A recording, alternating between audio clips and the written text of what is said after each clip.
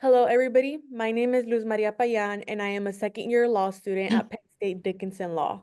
I am currently in the Manglona Lab for Gender and Economic Equity. For the lab's Witnesses to History project, we are capturing the personal experiences of women during a dynamic era in the United States. Today, I have the privilege of welcoming Miss Denise Bakewell to join me. She's an activist, a lawyer, and a mentor. Thank you, Denise, for joining me. How are you today? I'm good, thank you. I hope you're well. I am, thank you. So to get started with, learning more about your experiences, can you tell us where you were born and what year you were born? Certainly. I was born in France in 1957. My father was in the military, my mother was a nurse, and that's how they ended up over there. And did you have any siblings when you were growing up? I did. I have an older sister, an older brother, and a 2 year younger than me sister. Okay, so you were the middle child. Yes, the best So, position. right. So considering you were the middle child, did you notice any differences in the way you were treated with your older siblings as compared to your younger siblings? I was born in 57, so that was post World War II. My older brother and sister were born in the 40s. So there were 8 years and 13 years between them and me. Um, so there were historical differences, cultural differences, but also economic differences because my family was more, uh, they had become more economically stable, more money in the bank by the time I came along.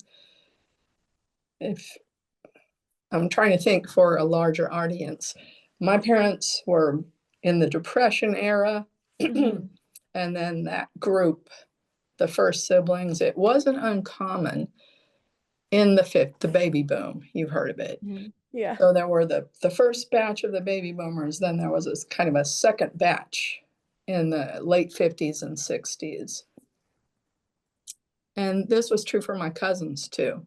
Hmm. The extended family. There was like the first group. And then 8 to 10 years later, another batch of kids would be born. Hmm. Interesting.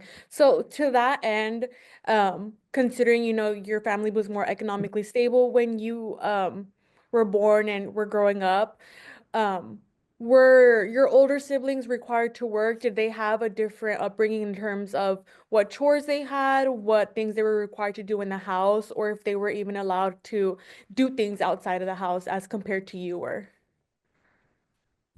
We were all encouraged to do things outside of the house. So I know, excuse me, my older brother was Eagle Scout. So his jobs were like lifeguard, Hmm. cleaning the swimming pool at the local community, those sorts of things. My older sister went into teaching. So a lot of her things that she did for extra money, excuse me, would be this was late 50s. She was born in the mid 40s, so like babysitting, Hmm. cake baking. She did a lot of baking, capitalizing on her last name, catering to families who needed help with cakes, cookies, that sort of thing. Right. So seeing your older siblings, your older brother doing Mhm. lifeguard, doing Eagle Scout, and then your sister going more into babysitting and baking, were you influenced by these things? Did you kind of gravitate towards one thing over the other? And to that end, were you encouraged to do either one thing or the other? Um, by the time I was job seeking as a teen, it was the 70s. Hmm. And I knew I did babysitting actually, Yeah. but it was for a lot of single mothers. Okay. And I didn't see it as anything more than helping people out. Hmm. Basically, the wages were minimal. I didn't see that as something to do other than helping people and record money. Records are the historical word for music for 45 Yeah. LPs. Okay. I also, in high school, probably sophomore years, met someone who ran a factory in the town. Okay. making leisure suits for J.C. Penney's.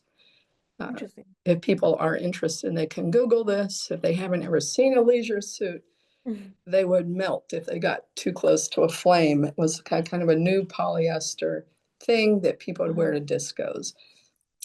So that exposed me to factory work and the inequalities of people who do that for a living, Mm-hmm. making of leisure suits and disco shirts, actually. He started Mm-hmm. making those shiny polyester John Travolta type shirts. Yeah. That that was interesting. I moved through that from like cutting threads all the way to the steam press. Right. Uh-huh. This big machine, you'd pull the thing down, Yeah. let it up. And because the building didn't have good ventilation for the people upstairs sewing, they would open the door because the steam press generated heat. So I'd have like snow blowing in. Mm-hmm. Half of people's bodies would be super hot, the other half would be hair frozen into. Oh no. But I knew then this would be an interesting part of my life. Mm-hmm.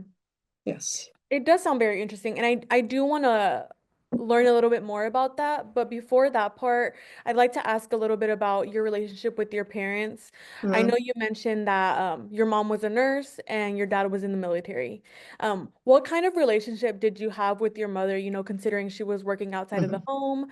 How did that kind of influence the type of relationship that you had with her and how she motivated you as you were growing up? Um, both of my parents were very bright. Hmm. And one of my biggest memories is they would always have a legal pad Yeah. next to them and they would sit and talk. And if my mom said, we could do this, my dad would say, I can build that. And if he built it, she would do something else with it. Um, I remember she gave me a book when I was about 12. I can be anything. So there was no pressure to go this way or that way. Hmm.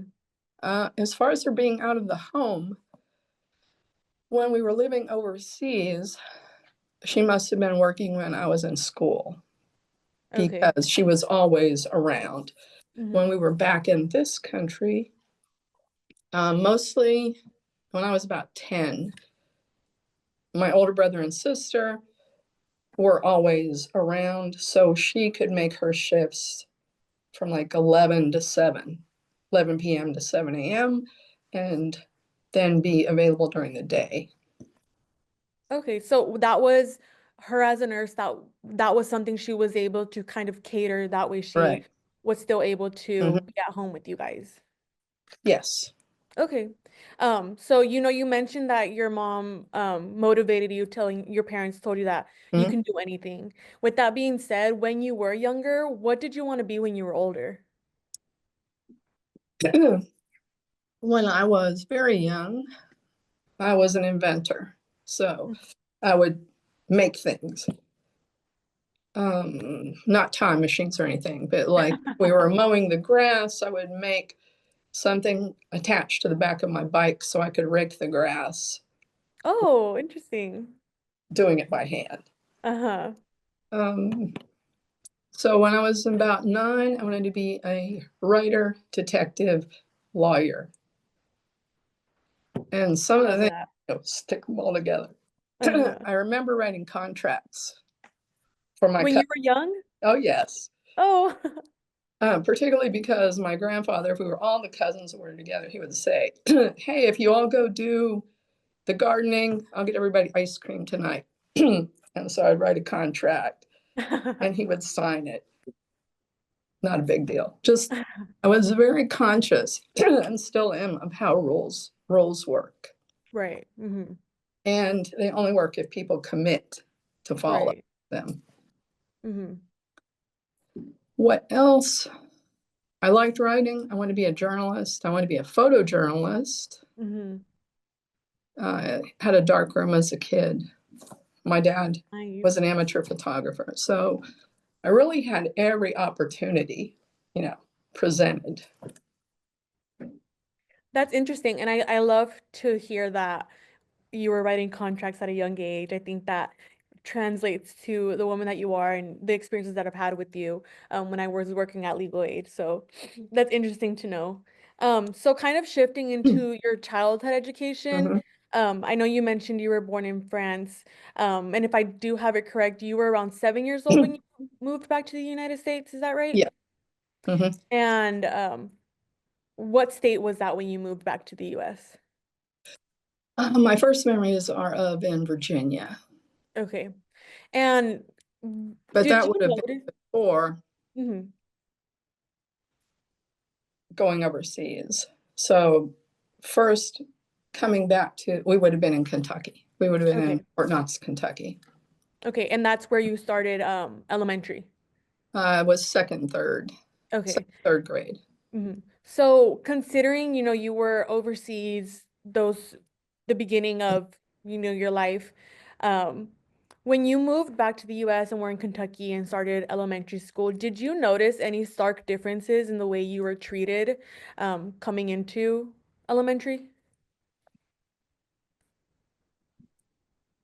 No, not really, because I had been, I had started school in Taiwan in a Methodist private school that Okay. everybody sent their kids to because it was an English speaking school.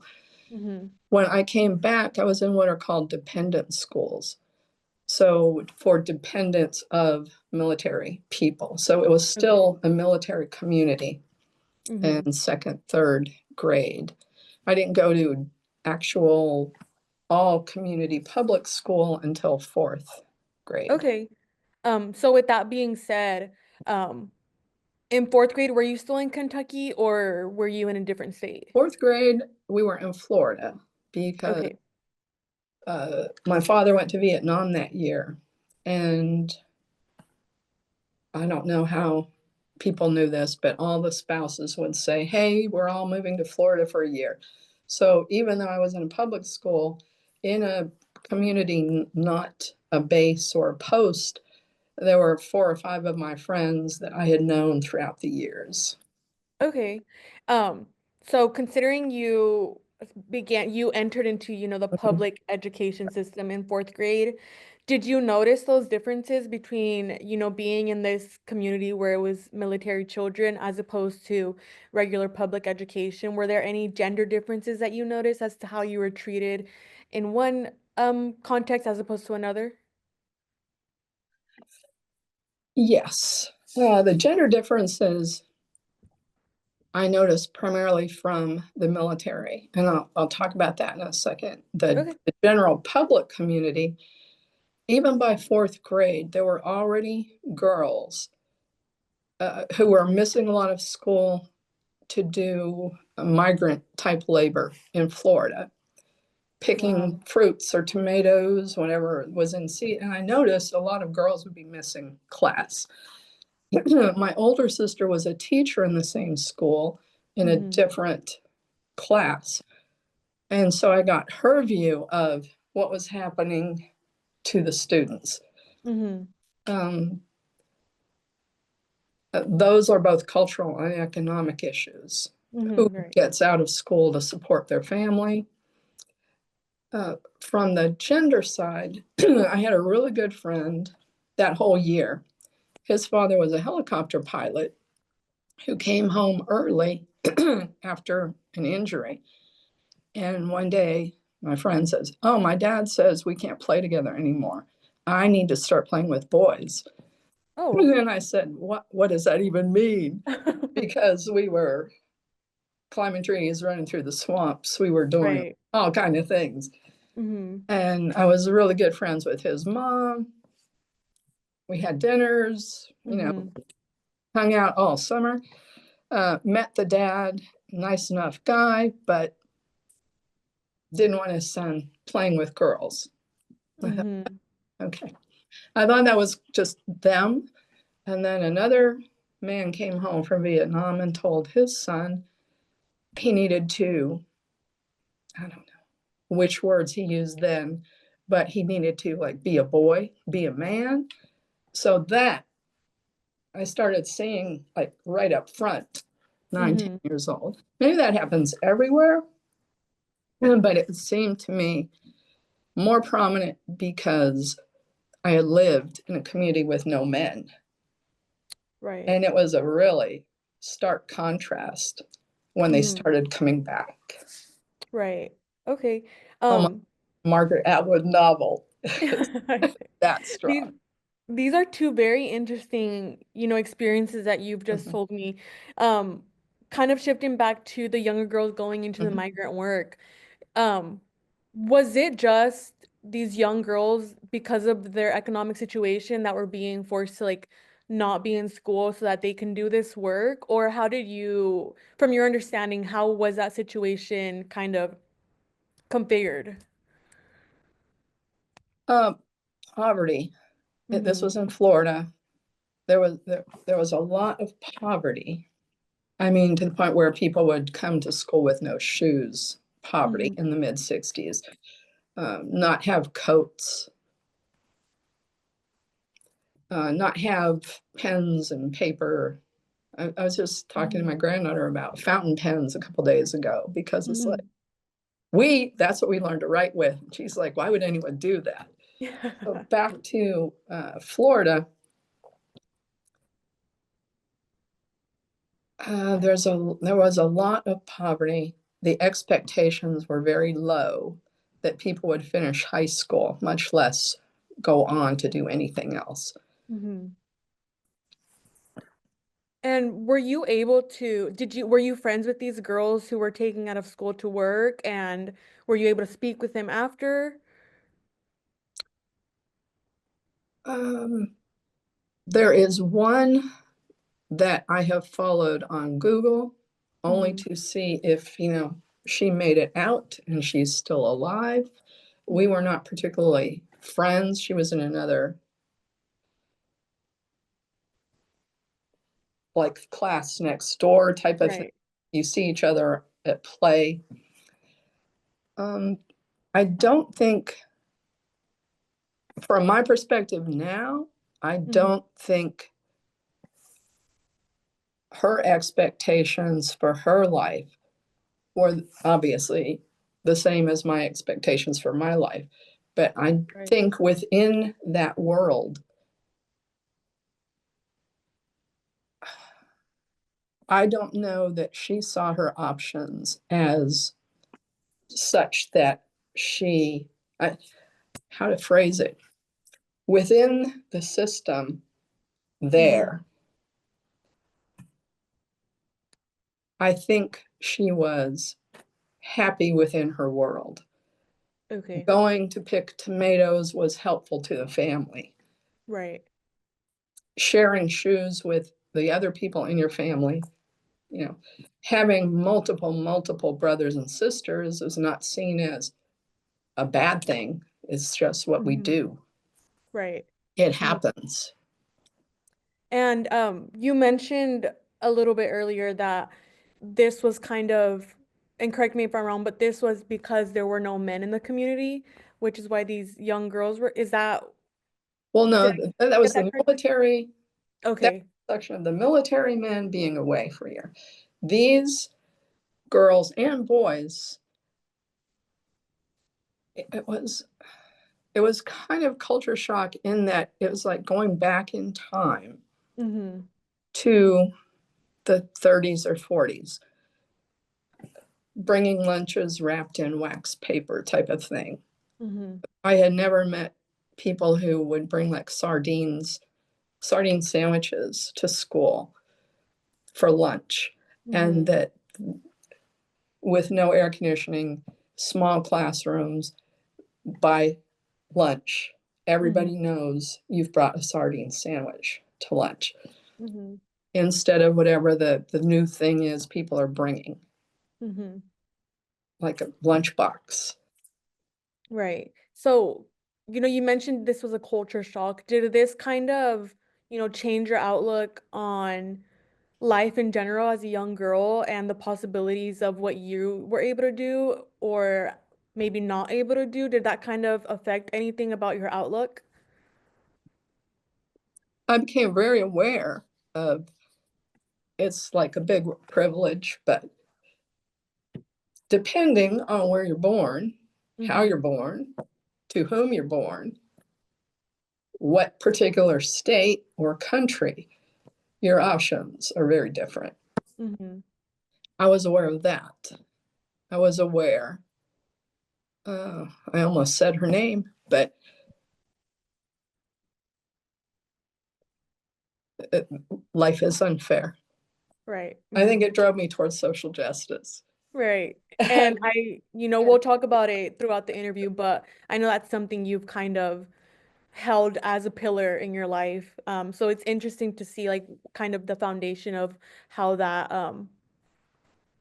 advocacy for you kind of began. So it's very interesting to hear that. And thank you for sharing that.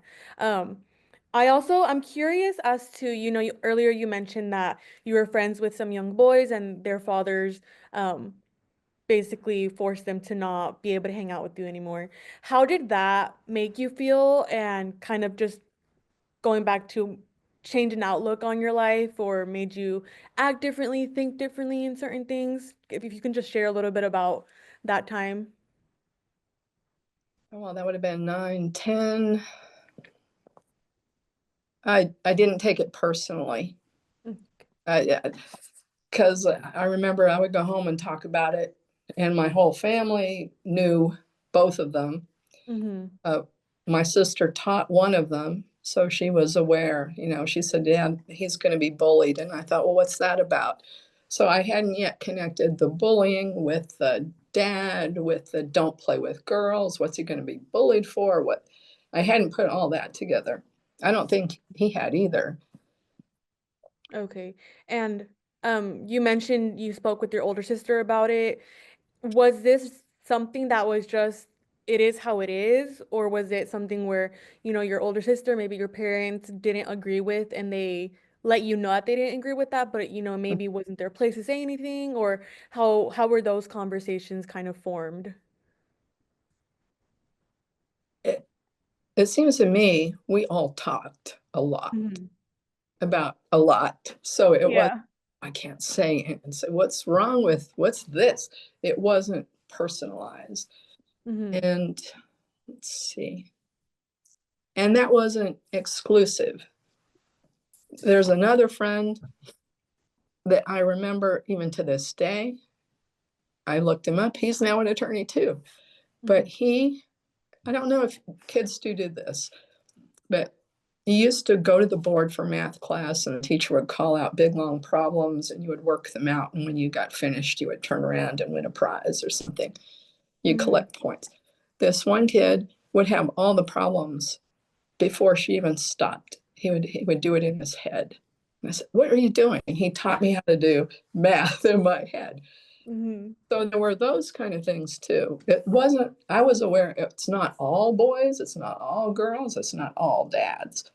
Hmm. It's it's bigger. But there are people who make it through. Right. One thing I'm aware of is history. We had Hmm. lots of books. We had people coming and going, talking about history. So you put it in a larger perspective as Hmm. opposed to personalizing every issue. Right. Um, so with that being said, I know a little bit earlier you mentioned that, what state you're born in, your Mhm. geographical location as to where you're growing up kind of influences and affects um how you live. Um, you moved to Pennsylvania for high school, is that right? Uh, I didn't move there for high school. We moved there because my brother died in an car accident when I was 11. And so my parents wanted to be back with family. Okay. And so that's why we moved to Pennsylvania. That was eighth grade. I started middle school, eighth, ninth on. So going kind of back to you were in you moved to Pennsylvania to be closer to family, going from Yes, like eighth grade to through high school. Earlier you mentioned you were an inventor when you were younger. You wanted to be a writer, a lawyer, a detective. a Um, chemical detective. So I think, and a photojournalist. So they uh, have melded. yeah. So considering you were so curious about, having all these experiences, were there certain electives in your high school that were offered that you were able to take? Not photojournalism, but journalism, Hmm. economics, sociology. And I took all the history classes I could take and all the literature classes I could take.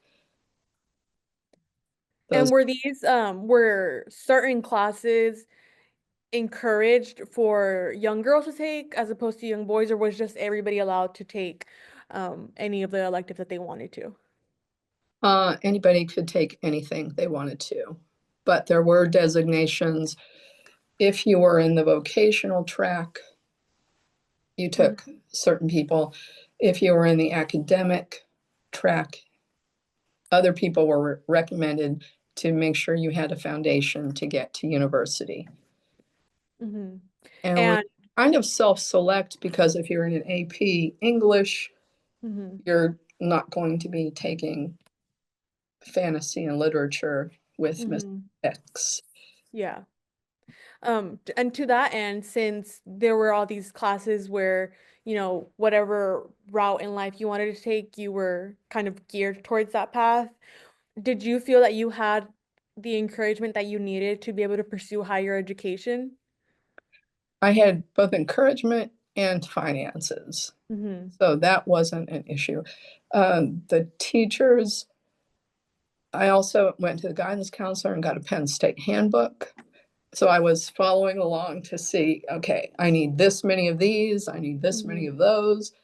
So I can, I don't even know. I'm sure they still have handbooks, but it's probably all online. Yeah. But there was this, I hate to tell you, the tuition was like $4,000 a year.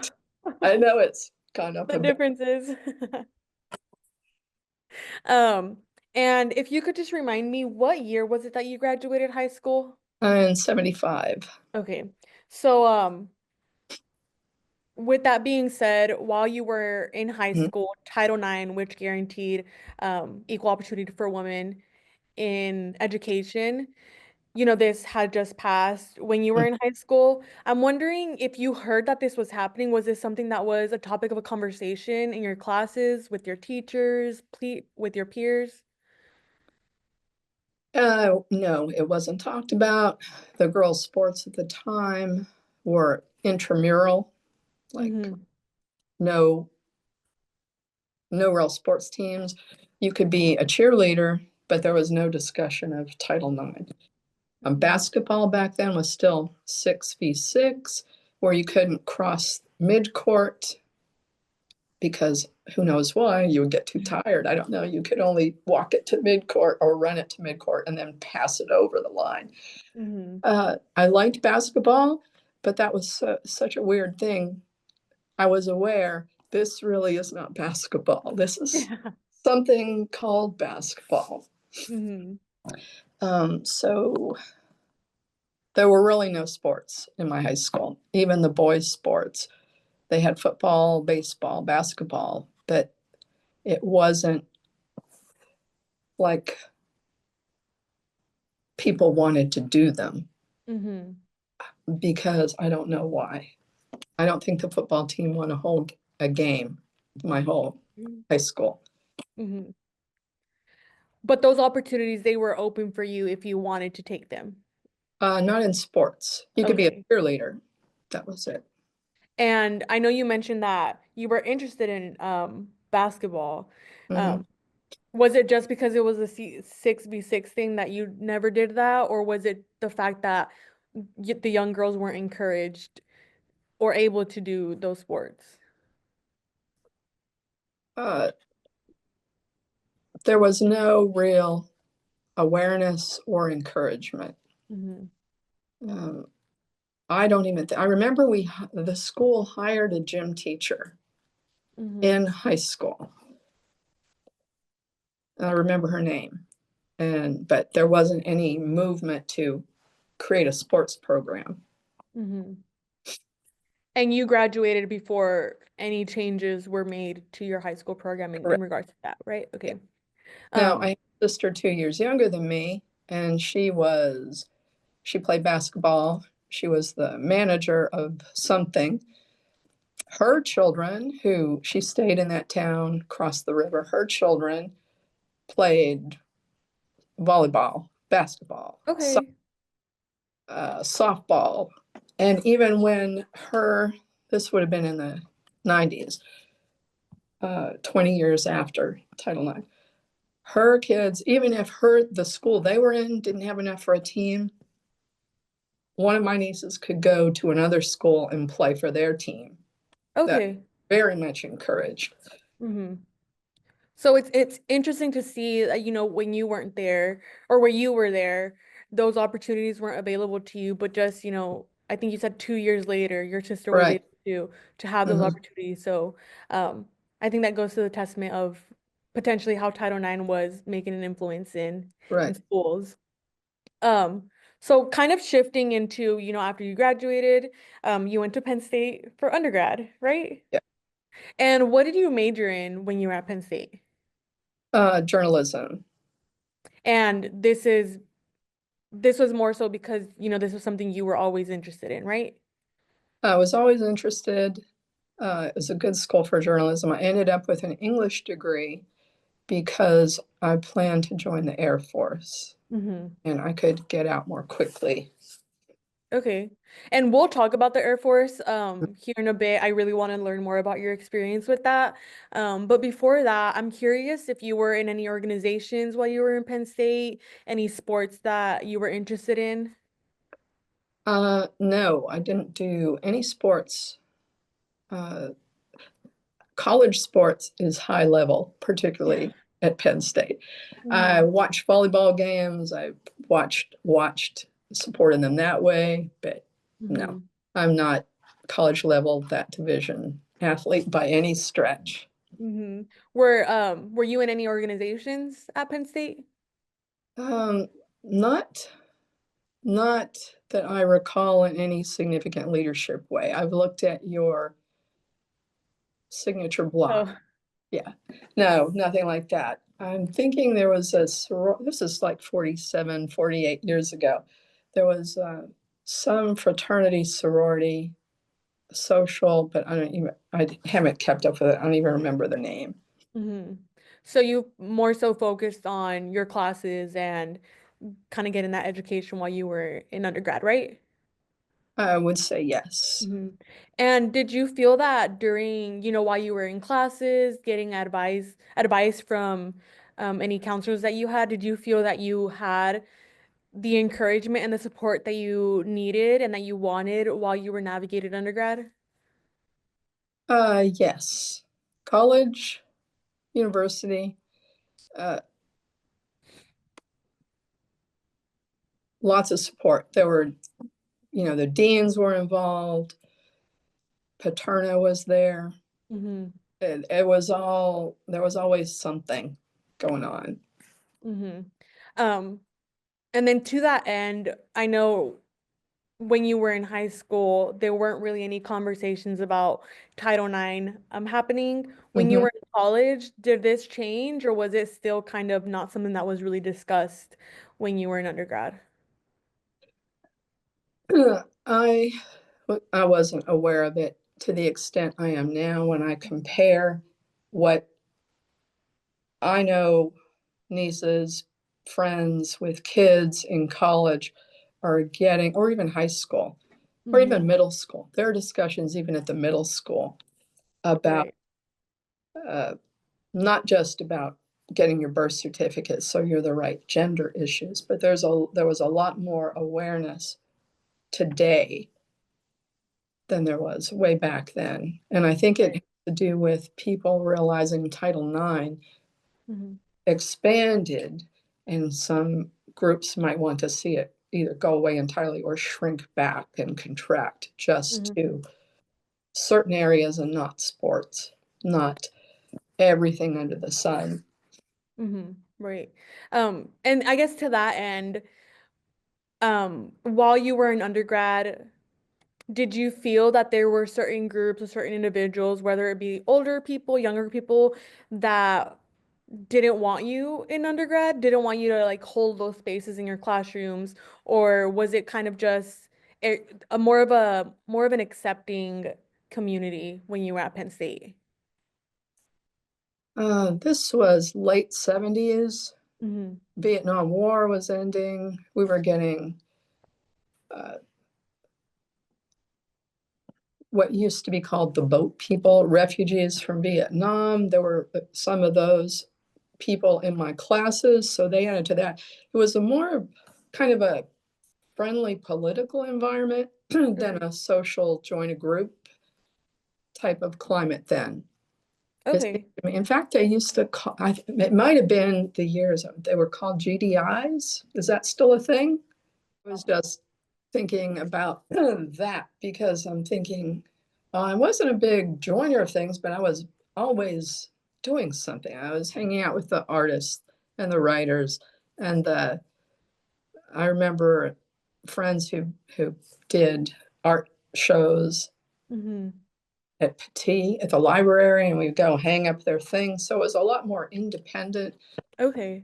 coffee house, pre-coffee house kind of crowd. Hmm. So I'm curious about, the artists, I guess, events and the things that you independently were a part of. Were your friends who were more writers, artists, was this a blend of men and women, or was it more women, more men? If you could share a little bit about that. Women, men, gay people. There used to be a club there, Hops, I think. Do you still have Hops? I don't know. So it was more, it was a mix. It was a Hmm. mix. I remember part of the mix was people from old moneyed families who Penn State was their escape from that. So you could have very, Hmm. very wealthy people. You could have people who were there on scholarship. You could have people who just uh, a lot of teachers that would come to Penn State for the summers because I went through summer. So there would be older people, all it crossed age groups, it crossed gender, it crossed. A lot of vets would be in my social circle. Yeah. Um, vets who were using their post-Vietnam money to finish Hmm. something or start something. Young vets, young pre-vets, ROTC. I remember we would always meet for Saturday Night Live and Sounds fun. real time. Uh, Yeah. I was something just occurred to me. One party I was at, there was like this whole huddle of people talking Hmm. about whether or not there should be forced sterilization in certain countries. So there's Okay. that big political discussion going on. And at the other side of the room are two people sitting, talking quietly in a corner of the couch. And then somebody said, do the astrology of it. And it turned out they were the two Pisces people who Oh. all this discussion and hoopla. Hmm. It was a political in the sense of what are the issues and how do you deal with issues as opposed to getting into politics. I don't know Right. anybody in that circle who entered politics. It seems like you had such a diverse experience in terms of the people that you surrounded yourself and the conversations that you had.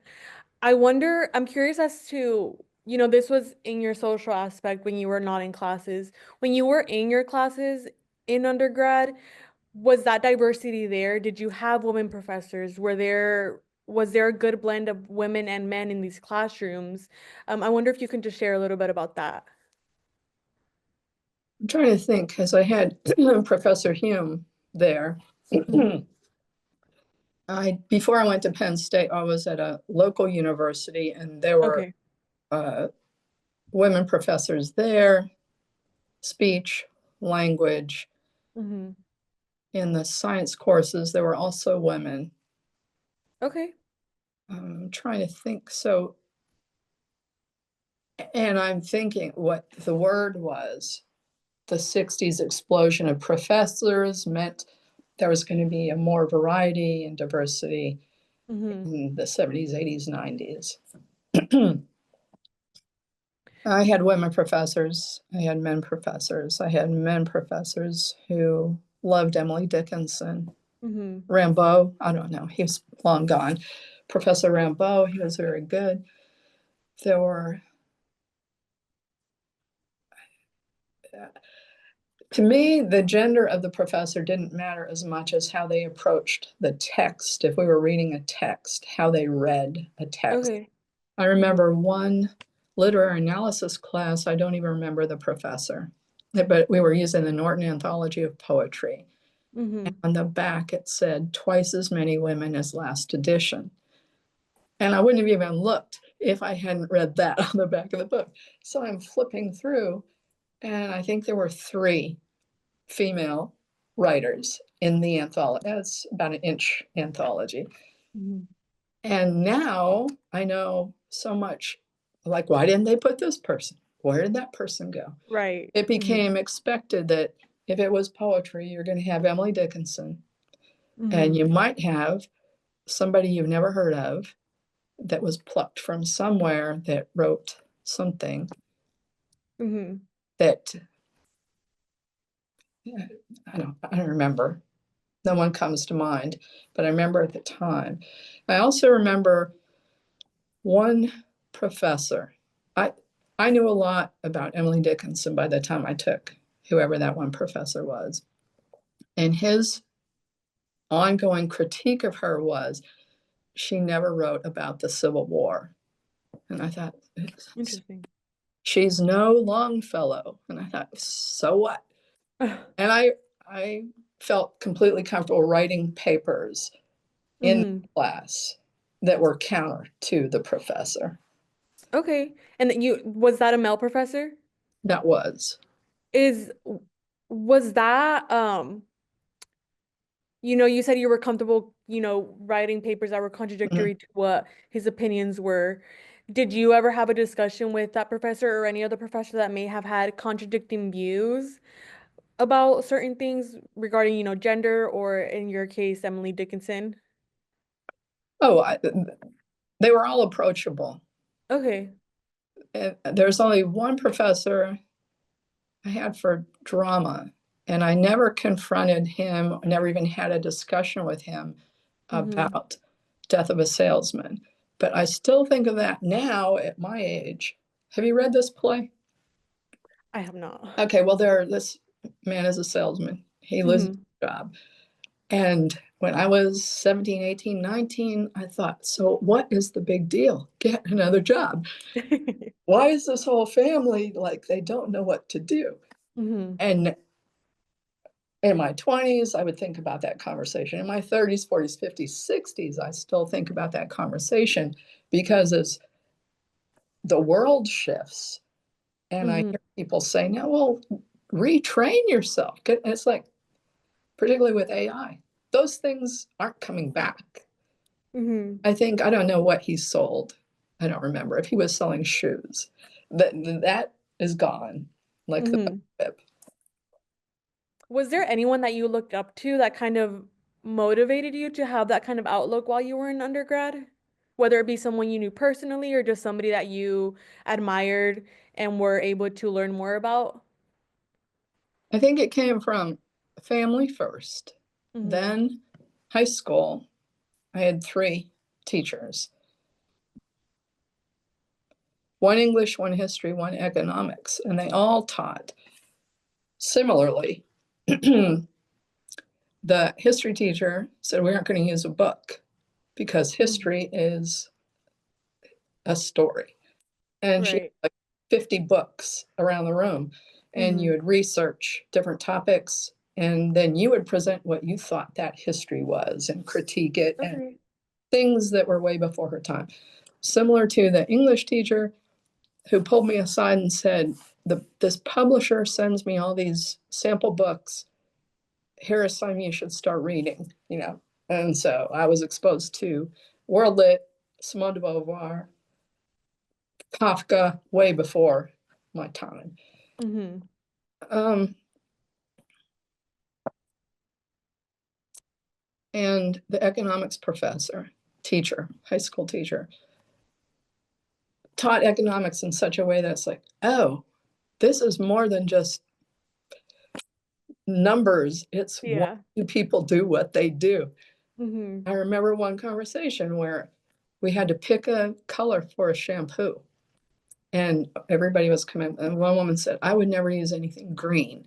And someone else said, I would never use anything yellow. And I thought, this is fascinating. Yeah. Years later, I realized all three of them had committed suicide, not together, but over the course of their lives. And I thought, Mm-hmm. that was interesting to me. Sad, Mm-hmm. curious. Yeah. Is and were these all women teachers that you had? Two women, one man. Okay.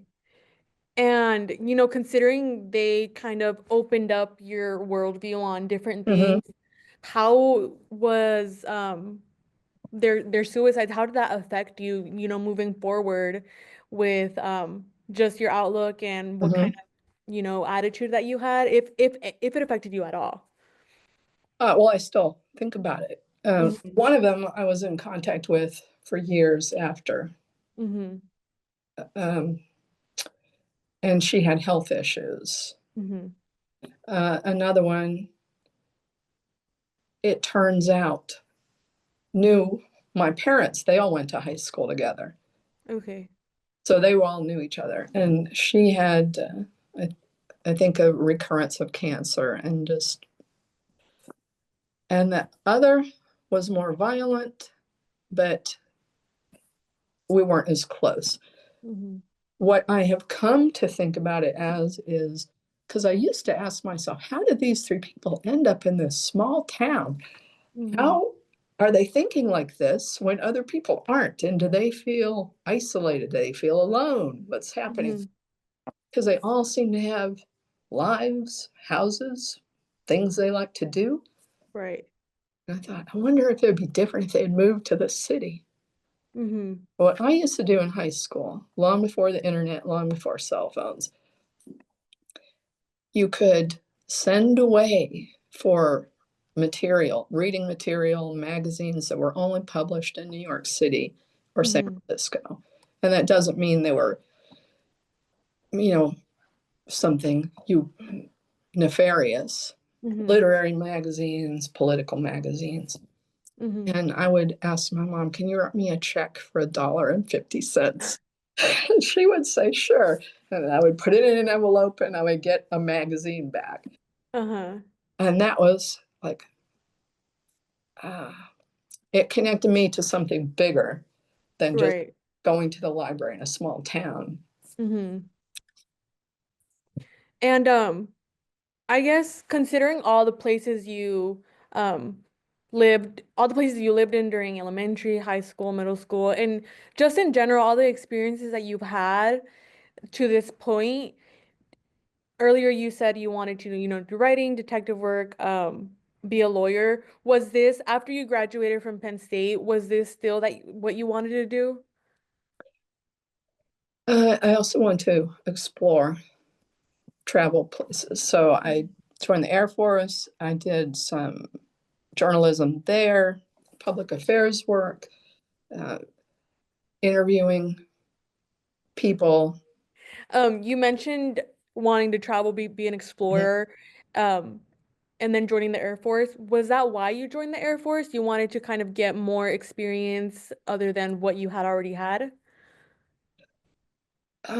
Most of my decisions are based on like if I want to experience something. So Mm-hmm. I want to join the Air Force. Mostly, I wanted to live in Germany for more than a little bit. So Mm-hmm. I joined the Air Force. I asked to go to Germany, and my first assignment was in Germany for a couple of years. Okay. And was it sorry, I blanked out. The year that you joined the Air Force, if I have it correctly, was it 1979? 79, yes. Okay.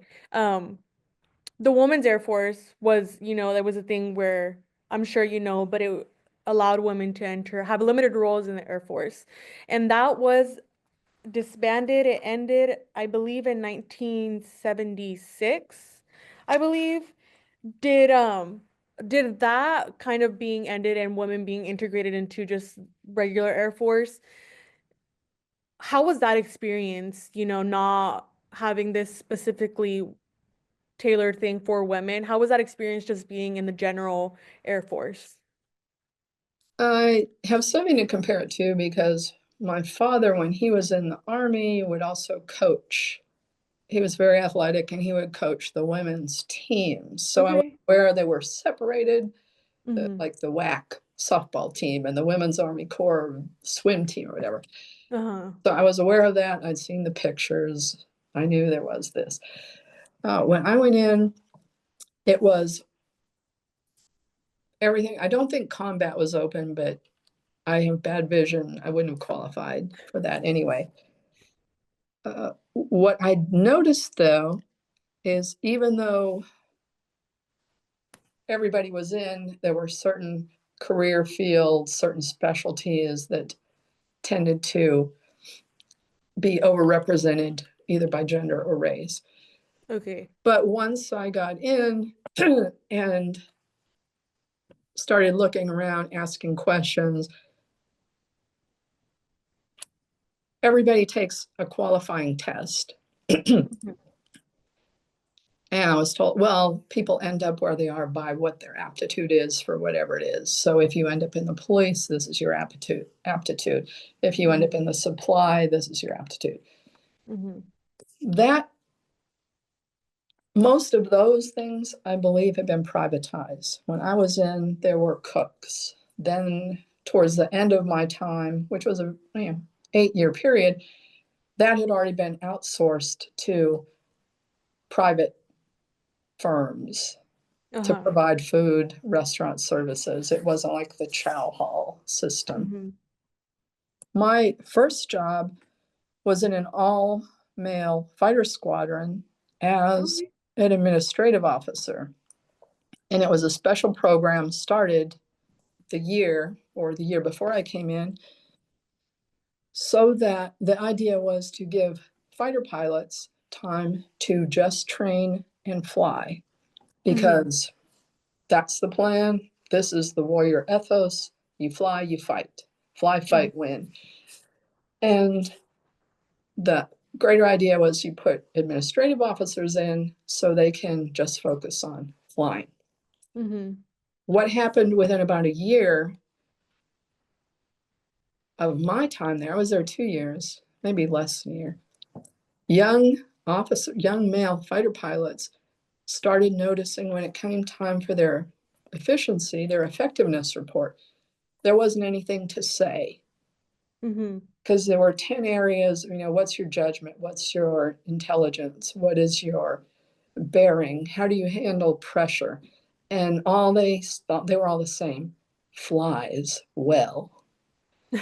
And the program, excuse me, that was designed to help them be better at what they were doing apparently was keeping them from being promoted because you'd have 100 guys who all look alike on the sheet of paper. Right.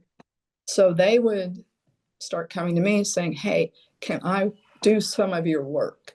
Can I be the whatever Oh. safety officer? And so Mhm. we talked to the commander, and the commander's like, yeah, I see this problem. There's no way to Mhm. distinguish the go-getters and the aggressively, I want to succeed, to the people who show up, fly, go home. Right. And then my job kind of got an added, because I could write Mhm. well, the officers, commanders wanted to get promoted. They would send them to me. I would do kind of like what you're doing, interview Mhm. them, find out what their strengths were, what they wanted to do after this, and Mhm. help their supervisor write a report that would get them to the next level. Mhm. Because anything that came along, safety officer, voting officer, disaster preparedness officer, I Mhm. loved it because I could do 100 different things in a year as additional duties. Yeah. And if you can manage your time, you create the process. I still Mhm. do that here at Legal Aid, as Yeah. still creating process, writing procedures. Because if you Mhm. get that, you can change generations, not just Right. the piece of paper. Mhm. To that end, I know you mentioned earlier that there was roles that were, more for men and then roles more for women. Was your position one that was generally given to a woman or one that was generally given to a man? I would have thought superficially it would be given to a woman, but all of my cohort administrative officers were men. Okay. So I don't think it was like throw a woman in there. Mm-hmm. My brother in law was in the Army at the time. And when I told him I was going to do this administrative officer career field, he said, don't do it. You need to be operational. And I didn't know the difference at the time. But as it Mm-hmm. turns out, by being in the position I was in, I was operational, which means you are in a squadron, you are in a unit who does something. Mm-hmm. You're not sitting at a desk. So the opportunities were everywhere, from Mm-hmm. working with codes, working with command posts, working with general staff, briefing Congress. That's just anything you could imagine. Mm-hmm. And if you have, I didn't know at the time, but now that I'm in the position of like picking people and saying that person has something that one doesn't, I don't know what it is yet, but this person's Mm-hmm. going far. Maybe that's the way the world has always worked. Yeah. And it's it's not necessarily merit because nothing's really been done yet, but Mm-hmm. some level of confidence and curiosity. Mm-hmm. And hey, do you know how to X? No, but I can figure it out. And Yeah. you go. Yeah. You mentioned that your cohort of other individuals that were in the same position as you were men. Did you ever experience a situation where you were treated differently because you were the only woman that held that position? Two things come to mind. Uh, the first is the unpleasant one.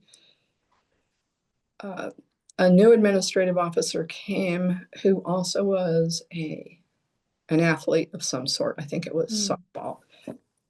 And so he checked in and he said, I'm going to be gone most of the summer because I travel with the softball team. And I thought, well, we've got a lot going on. You have to talk to the commander. Well, Yeah. the commander said, oh, that's good because trophies are good because if we win trophies in the unit, then it looks good for the. And so as time went on, if it's between the two of us who's going to cover some big thing, Hmm. he would be gone. And there was one where it was a air day or something. I was at the front gate helping do something, and he drove through. And I said, "Oh, good, you're here." And he said, "I'm just making an appearance." What is that? Oh, And that's the day I learned about making an appearance. yeah. FaceTime. You appear, you let enough people see you, you say you're going to go somewhere, and then you just vanish. And people say, oh, yeah, he's here somewhere. Yeah. How did that make you feel just knowing that there were men in holding the same positions as you that Mm-hmm.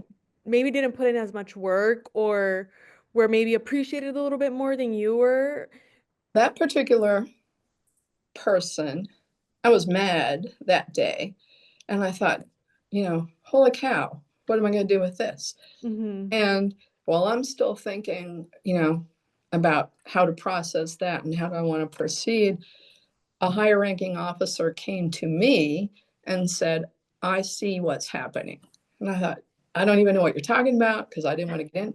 He said, no, Yeah. I am following this and don't worry. Okay. A lot, at least 5 times, people came from above and beyond saying, don't worry, we see this. And they Mm-hmm. were all men, Okay. with And the exception of General Vought, I told you about. yes, you I did. mostly had male commanders. Hmm. So, with that being said, they were telling you that they were seeing this, to not worry about it. Did Mhm. you see something actually happen to hold those men accountable that weren't, you know, doing what they were supposed to be doing, simply making appearances? Did you see something that, maybe changed that dynamic? The ways the way things change, uh, I don't know if that's the only way, but in that particular case, Hmm. he began to get less and less work. Okay. People stopped trusting him with things. It was just kind of a natural attrition. Hmm. And then he was reassigned, never Okay. be heard from again. Hmm. And I didn't do his work, someone else did his work. He didn't get endorsements. Endorsements mean your supervisor says something, they send it to the next level, and the next level. His got stopped right at supervisor. Yes, Okay.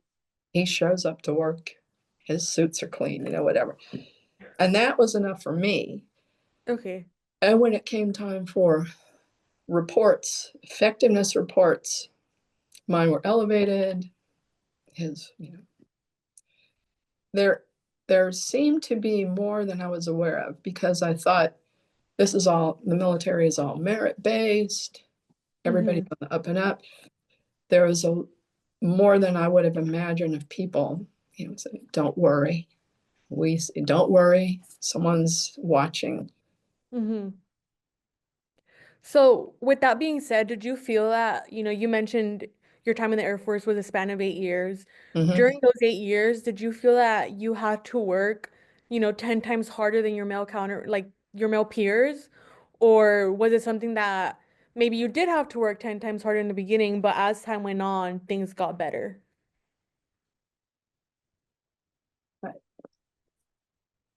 I don't know what it means to work 10 times harder because everybody's kind of doing whatever it is they do. Mm-hmm. At one point, I was a squadron commander of a student squadron, Mm-hmm. and it was inspection time, and that unit had just been inspected. And I got a call, we're going to transfer you to this unit that is coming up for inspection in a few days. And I said, I don't want to go there. That's not a good thing. Mm-hmm. And the commanders were saying, this unit is going to fail, and the person in charge of it will lose their career and their benefits. We have to move him out for the sake of his family.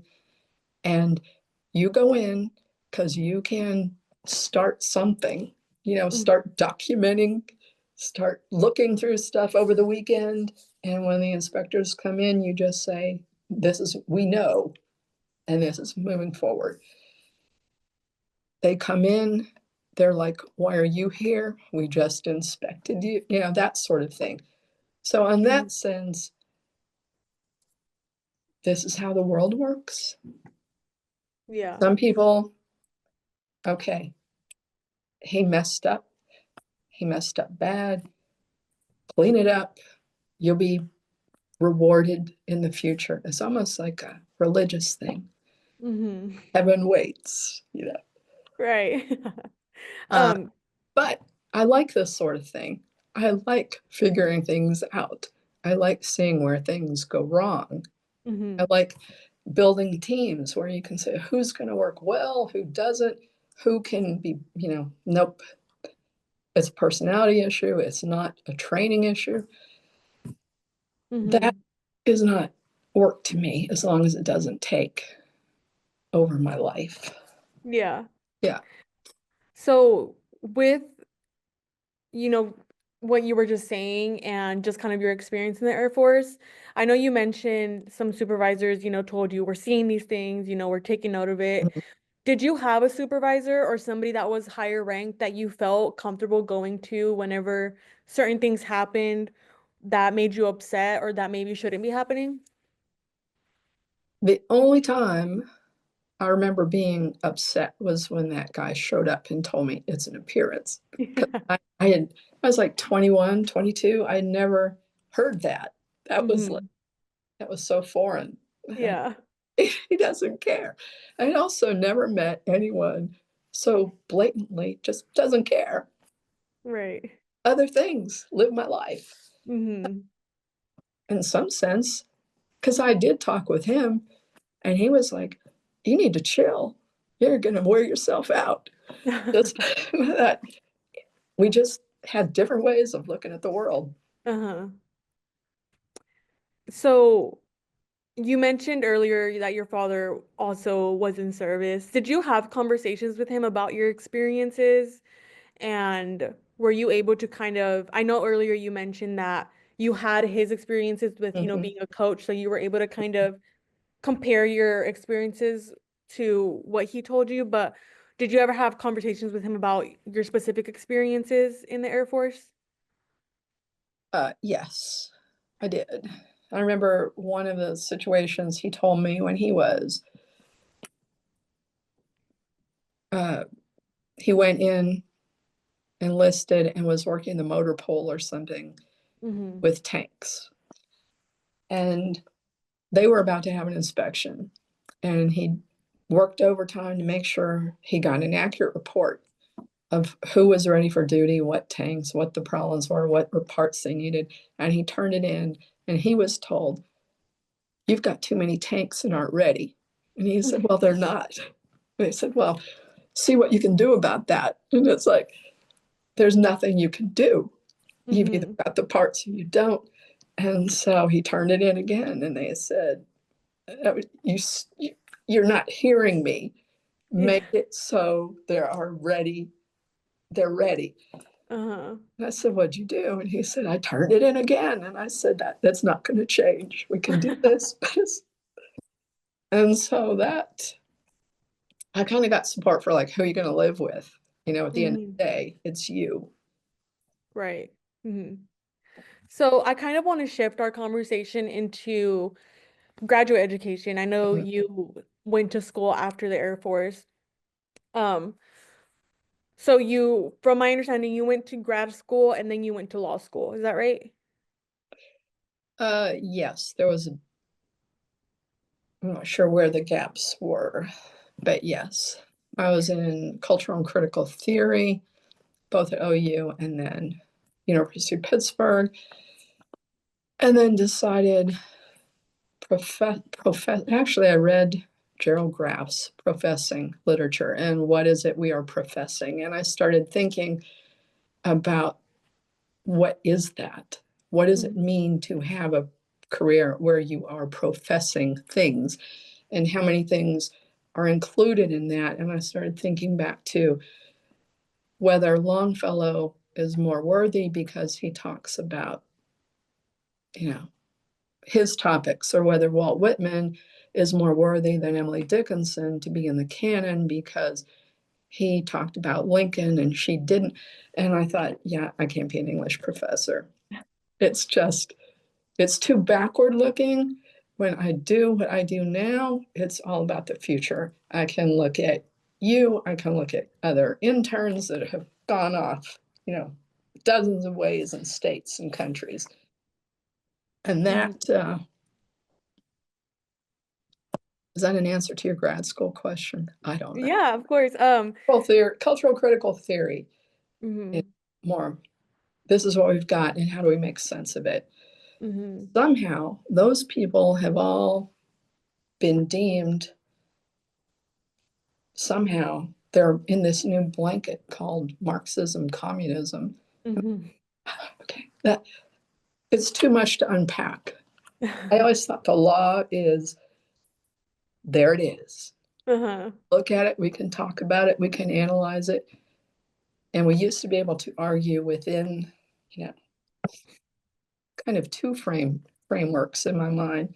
Do we have a living constitution, or is it what it was in the 1790s and it doesn't change? Hmm. So kind of going based off of what your focus was in grad school, was this something new that was being introduced in grad schools, or how did you come to study that when you were in grad school? I wanted to be an English professor, Hmm. but I don't want to profess. And what became of English, it was more composition and writing, more generative work than appreciation for someone else's work. Hmm. So when I was teaching writing and reading and writing for people underprepared for the university or some of those courses, it was to, before you can talk about writing, someone has to produce something. And I like the idea of composing more than digging through the bones of the past. Hmm. Right. That interaction between a student writer grappling with something and writing, Hmm. working something out, versus having students say, oh, this is a good poem because it's about Lincoln and Walt Whitman was very, and they would all be the same papers. Hmm. So kind of going based on that, was that the primary motivation as to why you decided to go to law school? I was traveling across the West. I thought I wanted to go to law school much earlier when I was Hmm. in the Air Force. Went to a few night classes and then we mobilized, and I thought, okay, the Air Force is more important. I'll come back to this.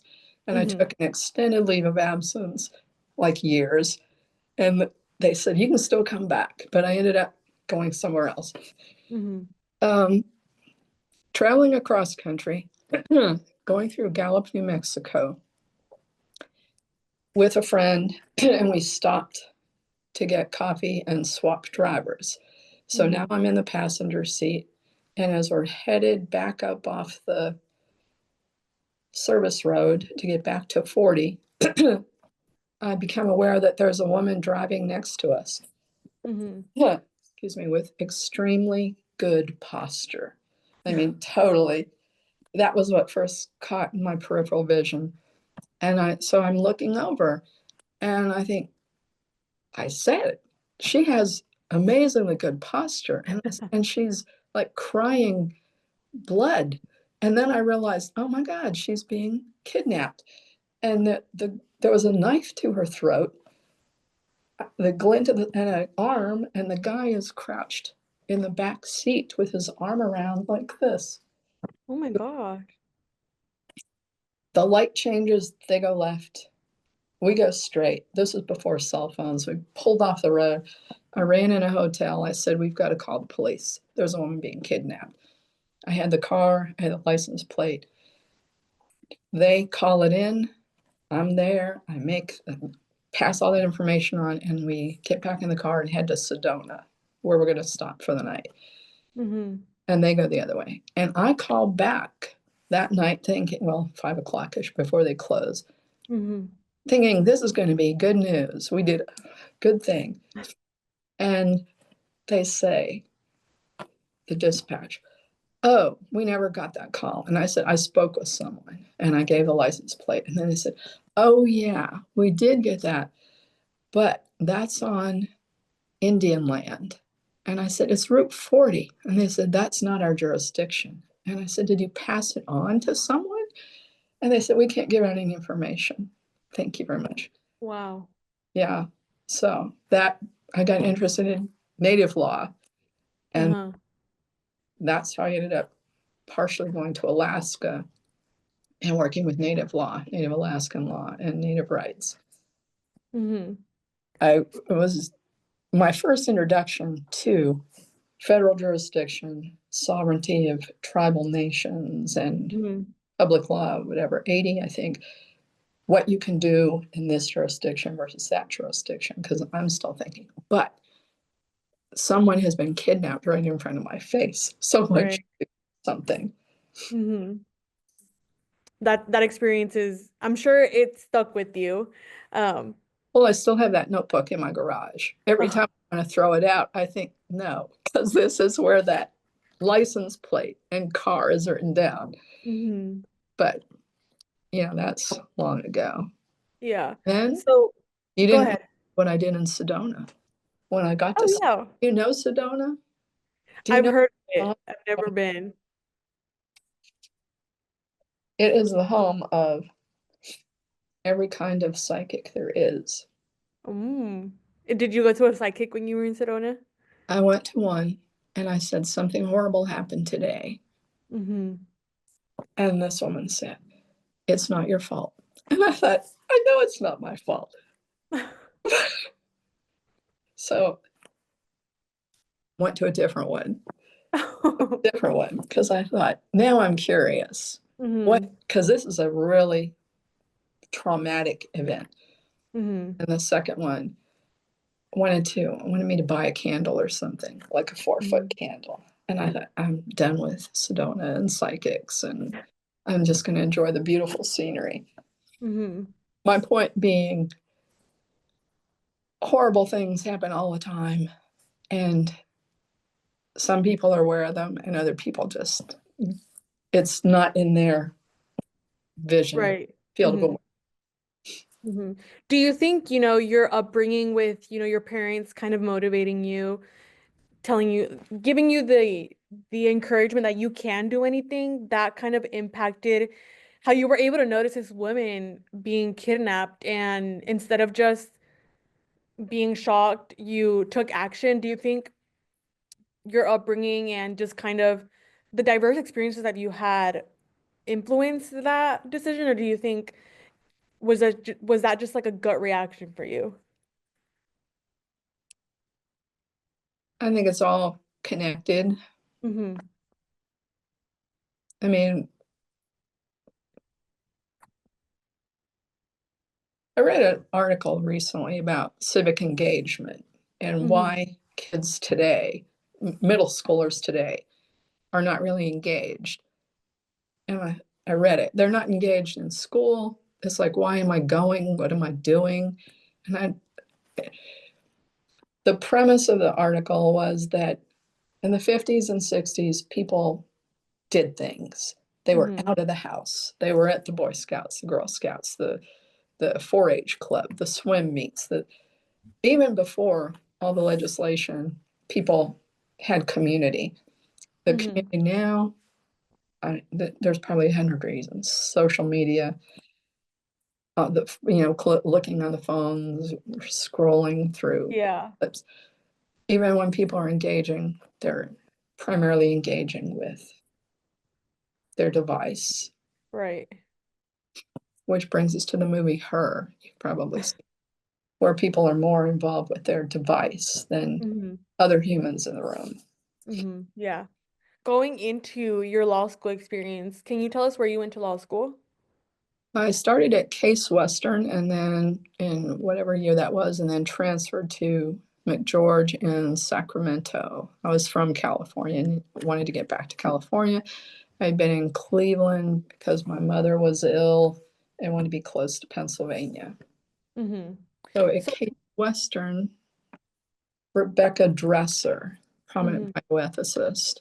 That's where I really thought, wow, this is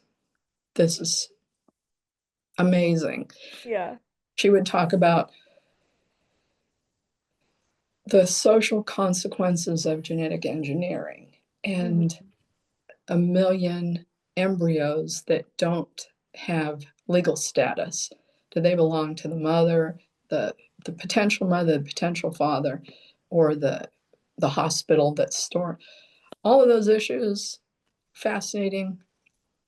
We used to talk about science fiction together after class, but there as I was reading the Hastings report, as I was reading, it's a bioethical report, and the President's Council on Bioethics, I thought, it's fascinating, but I can't see myself doing it day in, day out. Hmm. So after you went to law school, where did you stay in California after you graduated from law school? I stayed in California. I worked at a private firm, family law mostly, in San Luis Obispo. I was just telling some of the interns here the other day when I knew, well, when anybody knows they're going to graduate. Mm-hmm. I had been doing externships with prisons of North California. I was very aware it's mostly women attorneys going in my experience, mostly Black and brown prisoners, inmates, mostly Hispanic guards, some white guards, mostly male. It was Mm-hmm. like the strata of society. And that it's ossified, not you're not going to be able to make any kind of change in that system. Mm-hmm. I was doing a parole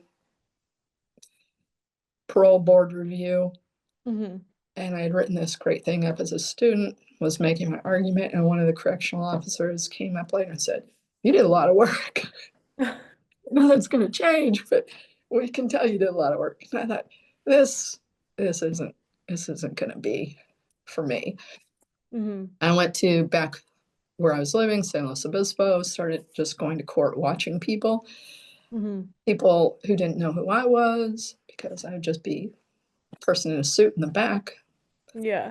Before I was an attorney, would tell me about their attorneys, and I started getting a sense of who's a good one, who's a bad one. Mm-hmm. When I passed the bar, well, about 6 months before then, I had written to this woman that I knew, this attorney I'd seen in court, and said, "I've seen you in court. I've heard what your clients say after court. I'd like to work in your office." And she called me up, and I stayed there in her office till she wanted me to like be an associate full time. And Uh-huh. I realized I got to go to Alaska. And I'd been talking about Alaska, and she's like, "Yeah, everybody wants to go to Alaska." And then when she said, "Let's talk specific plan," I said, I know I'm going, so I don't want to commit. Mm-hmm. And And fortunately, that was there were lots of jobs in Alaska.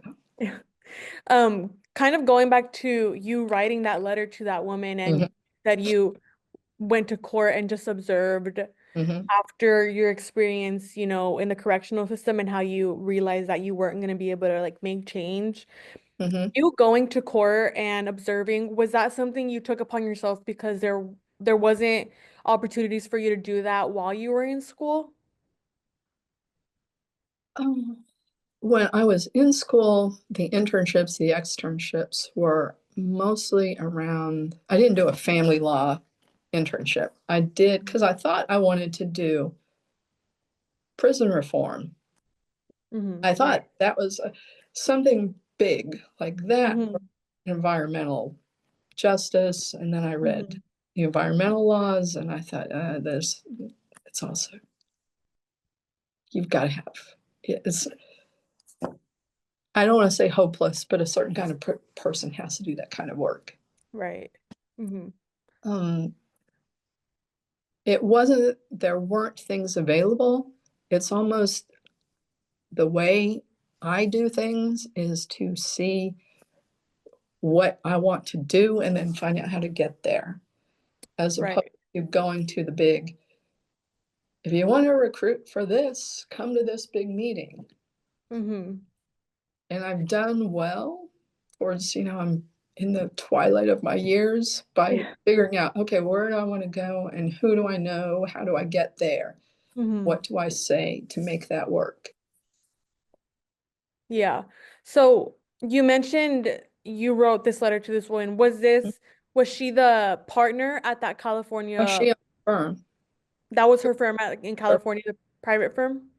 It was her firm. Um, Small family law. Hmm. Um, but she was in court a lot. I like that she was in court a lot. Here's what I liked. She was in court a lot. She was always prepared. I like to be prepared. Our Hmm. personalities kind of matched that way. She was probably more aggressive than I am and a little more snarky. Mm-hmm. in court. But her clients like that. It intimidated the other side. She was about 4'10", very small, but presence. She had presence. Right. Not So, a thing. yeah. So you mentioned you were you practicing under her, going to court with her, or because I know you mentioned you moved to Alaska. Can you kind of just clear up what the Yeah, I worked timeline there was a with year. her? I worked Okay. there a couple of years, so the late 90s, and then I went to Alaska in 2000. Okay. So whenever you were working at that firm with her, um, did you have trials or hearings that you went to on your own and were able to kind of hone in your practical skills that you learned while in law school? I did the pre-trial mostly, so depositions, doc prep, legal research. Uh, no, it was a default hearing. It would have been a trial. I was ready for a trial. And that was part of this too, because I was just telling some of the interns here, let's finish this story. All the preparation, default. Oh, okay. Uh, my first big trial in Alaska, in a nutshell, I was there doing rural domestic violence work. Okay. So one of the first cases was a custody case where boyfriend kills his pregnant, well, thought he killed his pregnant girlfriend, kicked her in the Mhm. head, kicked her repeatedly, leaves her for dead, tells his mother, I killed her. Mother says, go hide. And mother kind of cleans everything up, makes it so son is not going to be implicated. It Mhm. is investigated. The girlfriend lives, the baby lives. There's a trial, criminal trial. He goes to another state for 4 years. He comes back and files for custody. And that's how we got involved with that trial. Mhm. And I thought, this is clearly not going to be contested. But Yeah. uh, there used to be something called the Yellow Pages, the phone book. And Yes, the biggest ad for attorneys would be on the back of that Yellow Pages. You'd pay a premium. And his family hired the attorney on the back of the Yellow Pages to take Oh, case to get him custody. And their pleading said she is not fit because she was involved with him. And I thought, that's so bizarre. interesting. He has turned his life around in prison, and she is still in this small remote village. So therefore, he should have custody, and his mother will raise the child. And Mhm. but his mother raised him. It's all Yeah. Just how right. did you navigate those arguments? Those arguments used to be made a lot, and Mhm. then they kind of died down. And now in 2025, I'm seeing those arguments come back, which is Mhm. like, how is this happening? Yeah. Back to that case. There was a custody investigator. We're prepared to call that person as a witness and had reviewed both and would say, like, this is an outrage. Why is this even in the court? Yeah. Uh, the attorney from the back of the phone book gets in, makes the big pronouncements, and then assigns it to one of her associate attorneys who Mhm. didn't want to be there. Clearly, it's like, why are we even doing this? So there's not much to say. There's some preliminary motion practice where everything stays as is until trial. I'm still young, thinking, why are we even having a trial? What's the holdup? Because I didn't Mhm. know that's the process. Right. There's a date, things happen, time passes. Nothing really changed the whole time. Mhm. When it comes to trial, the whole trial brief, everybody's prepared. We don't even get to make arguments. The judge Mhm. said, I'm ready to decide on the briefing. And I thought, what? Yeah. I want to talk. I Yeah, right. You prepared for an this argument. righteous statement about something. And the judge started coughing. She was a chain smoker, coughing, couldn't stop coughing. Every time she would stop, and she just said, I already made a decision on the briefings. We can just, I'll mail my decision. Oh, Don't. wow. She made her decision from the bench and the order would be mailed out. Mm-hmm. And I thought, all of this adrenaline, all of this, everything, and it's a good outcome. But Mm-hmm. You mentioned earlier that these arguments were being made all the time, mhm, in regards to like unfit mothers because of whatever situation they were in. Um, and in this case, it was, a successful outcome, and the judge was a woman. Was it different with men judges? I know you mentioned that you weren't able to give your oral argument, but if in situations that you were potentially able to give, did you cater towards a specific judge and how you kind of formulated your argument? most of my court practice was in Alaska. The Hmm. judges were about 50-50, men and women. Okay.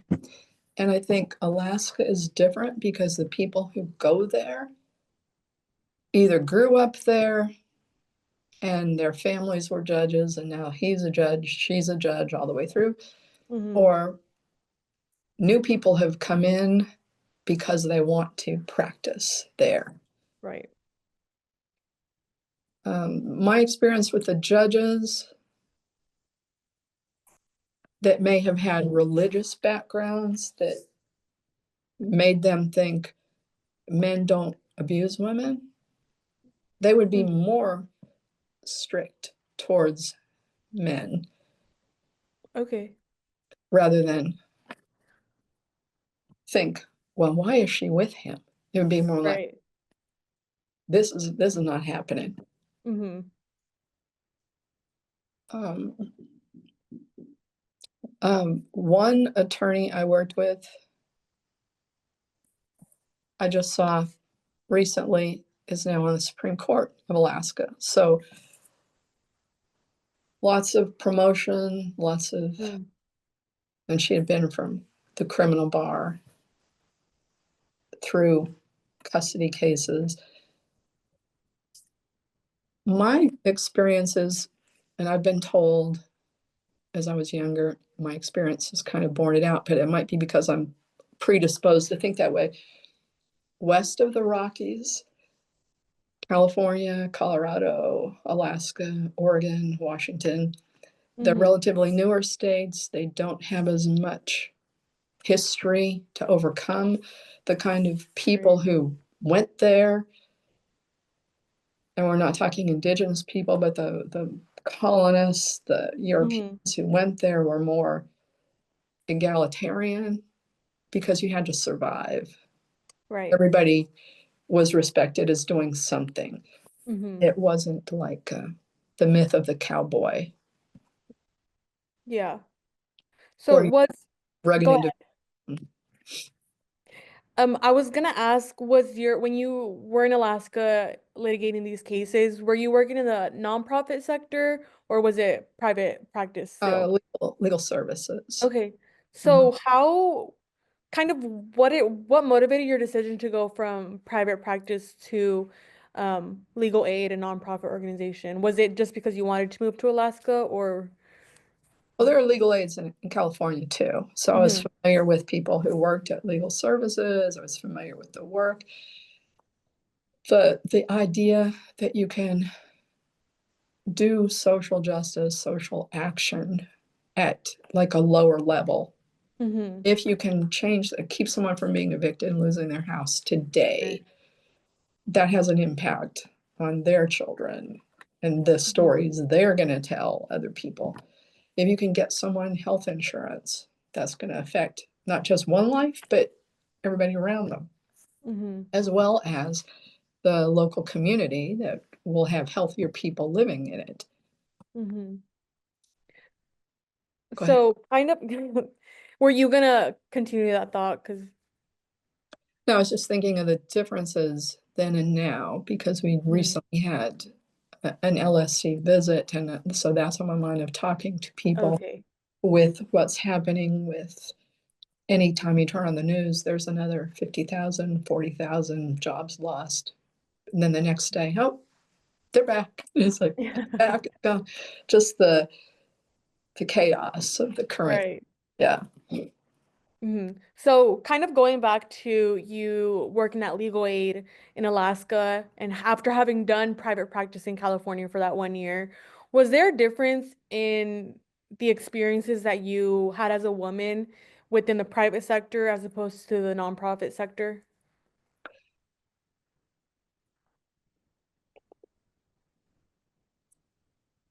Um, if there were,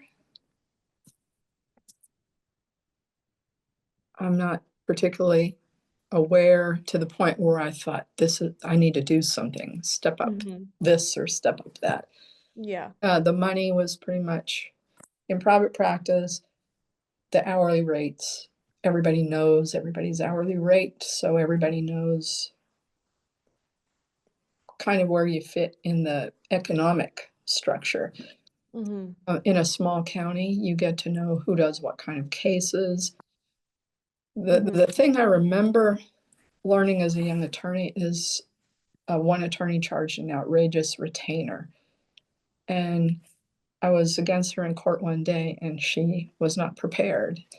And she said, "Hey, do you know what the three cases are I need to cite for whatever this thing is?" I said, "Yes." So I told her, and then I was talking with an attorney later and I said, "Why does she charge such a large retainer when she doesn't know basic?" Like she wasn't. And what I was told is, "Oh, that's just who she is. That's her reputation." So I Yeah. had lunch with her one day and I said, "Tell me about your large retainers. You know what?" He said, "She does it to control the people who call her. Oh. So people who call her know she knows they're serious. One, Hmm. they can pay their bills. But it was also kind of an economic thing where she then was in a position to give them a big check back, Okay. whatever the work was. And then on that satisfaction curve that you all study about in the economics of law practice, I don't know, you haven't gotten third year yet. No, I haven't. People at the top of the curve tend to pay their bills. So if you do the Mm, work and right over here you say, I'm sending you this refund of your client trust account. I think we can wrap everything up with this amount. And people are like, mhm. great. And then the word of mouth spreads. She gives you money back, Yeah. realizing it was your money Right. you got back. Hmm. So considering you had said that there wasn't a difference in the experiences that you had, this is kind of going back to something my professor and I were talking about earlier this week, is that, she had a deposition book about kind of just Mm-hmm. how to do depositions and things like that. And there was a whole chapter on something about like doing depositions for women, and it was about a woman combating things that were done to her, how she was treated, things that were said to her. Specifically, I believe it was like something about being called a cupcake as a woman by a judge or a male attorney. I'm wondering if you ever had any of these experiences, whether it was in private practice in California or when you were at Legal Aid, litigating cases in Alaska. Uh, no, the only time that happened to me was in the Air Force, where Okay. one officer would come by every morning and say, "Good morning, sunshine," in front of all the people who worked in, my people. Hmm. And they would all kind of snicker, look at me like, "You're going to take that snickering," and say, "Hey, could you stop that?" And he said, "It's not offensive." And I said, "Not to you, because you say it. I, please stop calling Hmm. me sunshine. Have a name, have a rank, all of that. Wear your name right on your shirt." Right. And all the people are listening. And so he said, "Well, I'm from the South." And I said, "Okay, could you please stop calling me sunshine?" And he did. Good. How And, did, go ahead. no, I was just going to say he did, but he would kind of for the first week, oops, can't say that, Oh. that sort of thing. Hmm. How did that kind of make you feel, just the fact that one, he tried justifying, calling you Hmm. that, and two, for the first week, he kind of was toying with calling you it, knowing that you didn't want to be called that? How did that make you feel, considering this was in the Air Force? This was like 79, 80. So Hmm. there were already younger people. I was early 20s, and there were people that age that already saw him as like old man, you know, grow up type of thing. Yeah. His name was Payne, by the way, too. So people say, yes, he's a pain. And yeah, in my experience, by the time I was out and about in the Hmm. world of working, there were enough people of color, gender, I don't remember specifically, trans people at all, open, but there were enough diverse people that there was comfort in other people telling, enforcing new norms, basically. Right. Hmm. Because I don't know of any time in history where it would have been good morning, sunshine, and sergeant, sergeant, sergeant, lieutenant, Right. even in the 40s and 50s. I did notice a change culturally Hmm. in the 60s, 40s, 50s, 60s. Something was starting to shift. And I noticed now, well, 20 years ago, looking back to what was popular on TV shows. Hmm. If anybody's watching, you can go back and look at the shows in the 60s that were kind of egalitarian in gender roles and less Right. stereotyping. 40s, 50s, 60s, then you get to like the Brady Bunch, where the wife mother can't even decide to wash the car. And oh, Mike, should we do that? Oh, Mike, oh my, it's like the buzzword of that era. Oh, Mike and Marsha, Marsha, Marsha. But I was already kind of set in my ways by then, so I don't think I was Hmm. influenced by that, other than it kind of was cringing. Yeah. Right. Hmm. So Like, kind of, you can be president of the class next year, Marcia. Let Greg. And I, even at the time, I thought there's only two people in this class. What about the rest of the class? Do they get to speak? right. So kind of going back to, when you were in Alaska, when Hmm. we had our pre-interview phone call, we discussed a little bit about your experience as the executive director of the North Star Youth Court.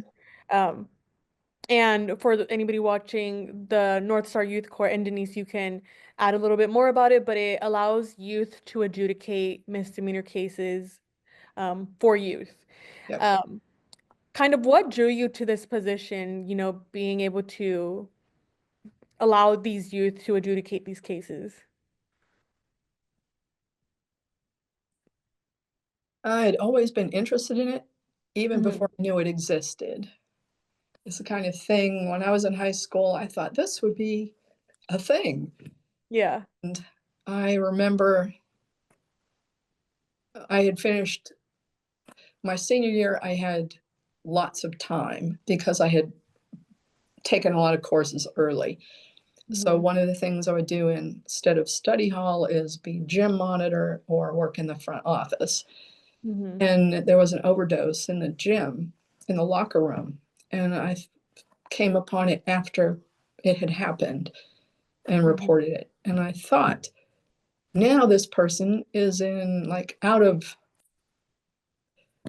school, basically, Hmm. expelled. And no one's ever going to know what happened or why.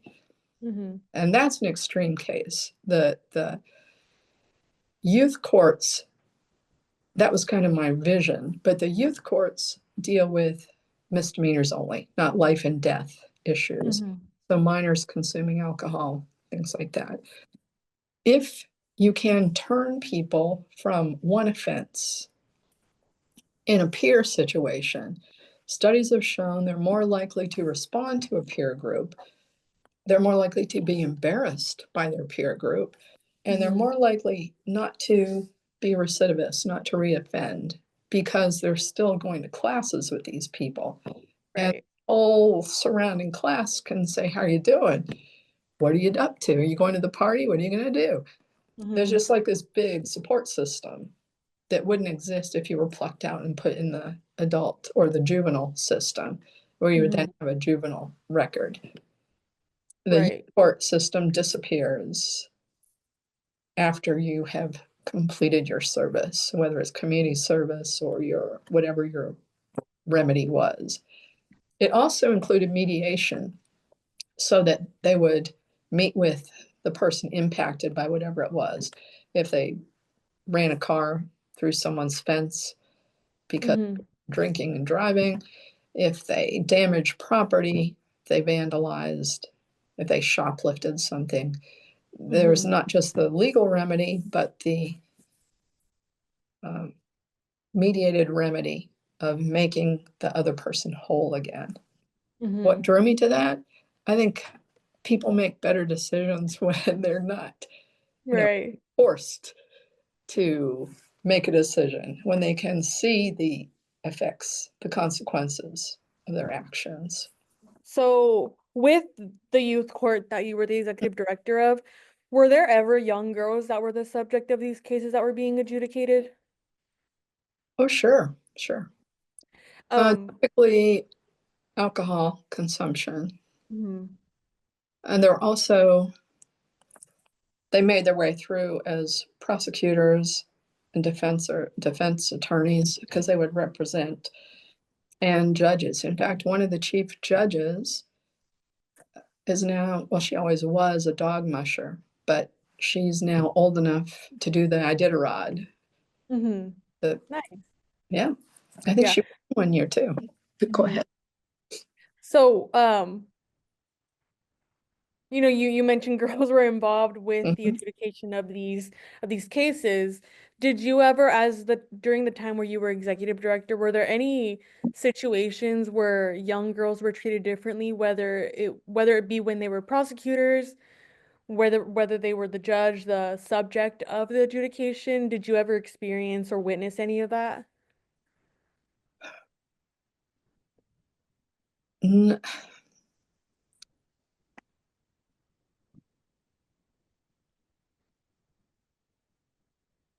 Not, nothing comes to mind. And here's how it would work. There, to say it, people in Alaska tend to be, uh, there's more equality between Hmm. men and women. Definitely girls and boys. In my experience, sometimes the girls were even more strong-willed, confident, able to stand up and speak for themselves and others. One of the things speakers would come, Senator Murkowski would always be involved with youth court, so girls and boys would meet with her. They were exposed to the legislature. We would take trips to Juneau, boys and girls. I don't think on an individual basis, and because they were the individuals controlling that environment, Hmm. it was it was easier to see if there was someone who was going to try to exert some influence that would be negative, or to put someone down, or to raise someone up because of gender or something else. It was easier to what be aware of it. Hmm. And yet I'm telling you, we weren't really seeing that as a problem. So I'm reflecting back on that. The judges, there was a mix of both female and male judges. Hmm. I would review their sentences. Their sentences were pretty much consistent across the board. Mhm. How many hours of community service, victim impact, essay, things like that. Mhm. It seemed pretty equitable. I don't think we also had we would have volunteer bar attorneys who would pass the bar, both men and women, volunteer to observe and Okay. answer questions if something came up during their trials. Mhm. So there was exposure to leaders of all types. Right. Mhm. And at that point, to include lesbian, gay, even we had a transgendered attorney volunteer, Mhm. and there was no sense of any, anxiety about that. Mhm. Yeah. But I think that selects for kids who were interested in youth court were already kind of self-selected to be interested in social justice and equality and fairness. I'm Mhm. thinking of the few that come to mind. They were also involved in their gay straight alliances and clubs at high school promoting social justice, and the Mhm. ones that I've kept in touch with who've moved on have gone into like nursing, education. No one's gone into law though. One became a photojournalist and anyway, I'm not sure if that answered that. Oh If yeah, I did. Thank you. there, I think we were always looking for it, and but I don't remember seeing something that needed intervention. I do have two final questions for you that are Okay. more tailored towards you personally and um, just kind of reflecting on life.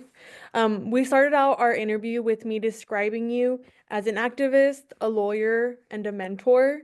How would you describe yourself? As a curious person, Mm-hmm. um, I know many uh, greater activists. In fact, when we first talked, I said, here are some names of activists. And here are some names of people who were my mentors. Mm-hmm.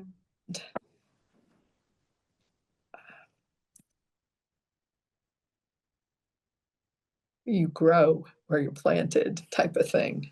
Yeah. Chop wood, carry water. You can't change everything. You can't do everything. It's like what is in front of you right now. Mm-hmm. Um, what's the question? How do I see myself, or how do I want to see myself? How do I want to be remembered, like after death? How would you describe yourself? I mean, you mentioned a curious person. Uh, I think that just you can tell with all that you've done in your life. Um, yeah, that's probably it then. I don't particularly, it's a descriptor as opposed to I'm a leader, I'm an activist, I'm a mentor, because I think other people choose those right, relationships.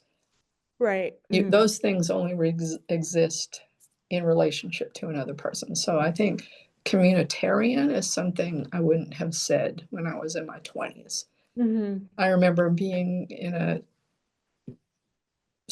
a group, a women's studies group, and we were talking about something and going around saying what matters most. And people kept saying community. And I'm thinking, community, what the heck? You know, action, action. And then at some point, I realized, no, it really is. It's Hmm. community. Yeah. If you don't have that, you have no power. There's no, Hmm. there's no action to exert. Or if there is, the action can be just snuffed over as soon as that person leaves the room. Right. Hmm. And my final question for you today is, looking back on all that you've experienced and all the things you've achieved, what makes you most proud of your younger self? Yeah, I guess that. I like to do things. Hmm. Curiosity. If I wanted to be a scientist, I thought like a scientist. I had my own little lab in the house. My parents Hmm. let me make messes, and I was proud of that. I was happy about that. Um, I was the inventor of what was that chemical? I had a chemical with phosphorescent properties. I mixed it with Elmer's glue and painted it on our bat and ball so we could play after dark. Oh. Long before they were selling wiffle balls with that in the 60s. Yeah. Yeah. So that makes me, I don't know, it makes me proud. It makes me happy that I've kind of, when all those years, you're just living your life and you're not thinking who you are. And then Hmm. realize there's some consistency. Right. I haven't been one of those people that like somebody in the 20s would say, yeah, she was this. And somebody said, what? No. It's like, no, I'm pretty consistent. Right. Yeah. Well, those are all the questions that I had for you today. I really want to thank you for your time. I really appreciate you kind of sharing more of what you've done. I know throughout the year that I worked at Legal Aid, you gave me a lot of stories, but I've already learned so much about you through these few hours that we were talking about your Mhm. experiences. So I really just want to appreciate you and thank you again for taking time out of your day to be part of this project for us. Well, thank you for asking. And your presence here continues to be felt.